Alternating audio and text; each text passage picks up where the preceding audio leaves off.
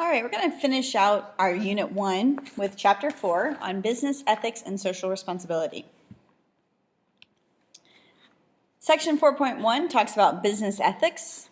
So our objectives for this section will be to define ethics and business ethics, describe why ethical behavior is good for businesses, and list the steps for dealing with an ethical dilemma. The nature of ethics. Ethics are moral principles by which people conduct themselves personally, socially, and professionally. So personal ethics would be things like not cheating on assignments or lying to friends or family because of your personal honor and integrity. Maybe recycling because it's good for the environment. The decisions that you make because of a moral code that is guiding you. Business ethics are rules based on moral principles about how businesses and employees ought to conduct themselves. So having safe products, safe workplaces, fair wages, protecting the environment, being truthful about their financial situation. These are things that business ethics help cover. It costs consumers if a company acts unethically because companies have to charge more for their products to make up for that behavior. Now, of course, we have to consider that different countries do have different moral standards, and so they have a different ethics. In the U.S. and other countries, bribes to encourage a business deal is considered unethical. But in other countries, it can be overlooked or sometimes considered ethical. So before doing business multinational, you have to consider what is considered ethical in that country. Laws and ethics. Remember that ethics is a system of moral principles. So the difference is laws are rules that govern conduct and can be used to punish someone if they break the law. So in business, you are held to both. You're supposed to follow both. Most businesses have code of ethics, which is a set of guidelines for maintaining ethics in the workplace. Unethical behavior has led to the passage of legislation in order to outlaw such behavior. So it starts off unethically and then it ventures into creating a law. For example, in March of 1911, the Triangle Shirtwaist Factory had a tragic fire which led to the death of about 140 young female workers because a fire broke out and there were not enough exits, and many of the exits were in fact locked, so these girls were trapped and ended up perishing in the fire due to mostly smoke inhalation and heat. So that led to changes in laws governing sweatshops. Sweatshops are typically a place, normally a factory, where employees work long hours for low wages in generally unsafe conditions.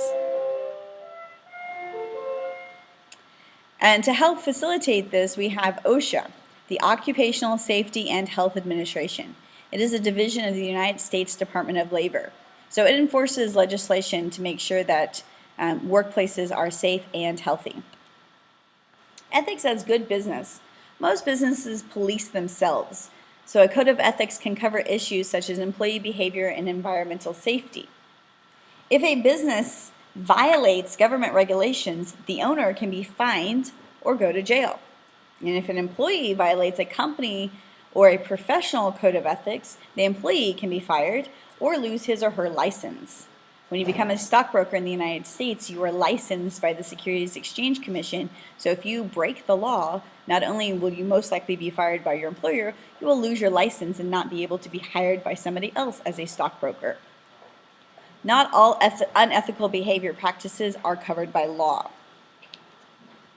The effects of unethical business practices. Let's say you own a stationery store. You charge expensive prices, but you use cheap products so you can get the biggest profit. One of your customers complains that the pens she has purchased have run out of ink very quickly. You don't care, it's just one customer. You have her money, right? Wrong. Most companies, especially small companies, rely on repeat customers and word-of-mouth advertisement. This customer complains to her friends and her family. You're going to lose not only her repeated business, but the potential business from those customers. So you have to ask yourself, is the profit from this customer going to make up for the lost business of potential customers. Another effect to consider is conflicts of interest. So a conflict of interest is not necessarily considered illegal, but it does raise an ethical question. This is the conflict you have between self-interest and professional obligation. One of the most common examples of a conflict of interest is nepotism. This is where you hire a family or a friend and for a role in your company that they're not qualified for. But you're trying to help a friend out, help a family member out.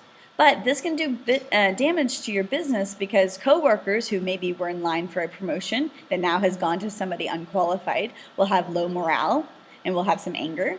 If the work's not done properly, you're going to have customers that are very angry as well. So you have to consider what is best for your business when you're making these decisions. So ethical questions. Ask yourself before making decisions these 3 questions, technically 4. Is it against the law? Or if it's not against the law, does it violate company or professional policies? Even if everyone else is doing it, how would you feel if someone did this to you? And are you sacrificing long-term benefits for short-term gains?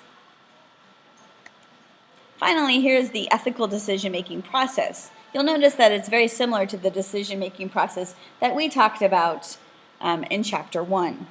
First, you would identify the ethical dilemma. Then you would discover alternative actions. Decide who might be affected. And then list the probable effects of these alternatives. And then finally, select the best alternative.